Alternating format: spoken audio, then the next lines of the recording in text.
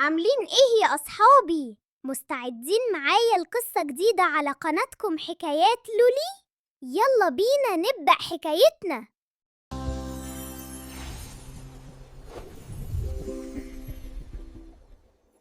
كان يونس وليلى ماشيين مع بعض في الشارع وماسكين الآيس كريم وفرحانين، بس ليلى كان عندها إحساس غريب. كل شوية تبص حواليها وتقول في صوت، بس مفيش حد بيتكلم. ويونس طبعا افتكرها بتهزر، وفجأة ليلى وقفت مكانها، رفعت إيدها على ودنها كأن حد بينادي عليها من بعيد. صوت مش مسموع لكن واضح جوا دماغها، هو فين ماما؟ وبعد خطوتين لقوا ولد صغير قاعد على الرصيف ماسك رجله ومكسوف يطلب مساعدة.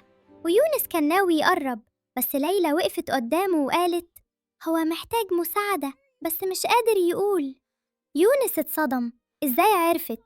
بس ليلى قربت للولد وقالت له بصوت بسيط احنا هنساعدك ما تقلقش.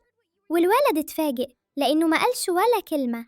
وقتها ليلى بصت ليونس وقالت وهي مرعوبة يونس أنا سمعت اللي بيفكر فيه. يونس وليلى ساعدوا الولد لحد بيته، وأمه شكرتهم من قلبها. ليلى كانت طايرة من الفرح، بتمشي وتتنطط، أنا أقدر أساعد ناس أكتر، دي قوة جميلة. ويونس ضحك وقال كده انتي بطلة مرتين يا ليلى. ومن اللحظة دي بدأت مرحلة جديدة في حياتهم، مرحلة الأبطال الحقيقيين. وبكده يا أصحابي خلصت حكايتنا النهاردة. استنونا في قصة جديدة وممتعة، وما تنسوش اللايك والاشتراك. مع السلامة.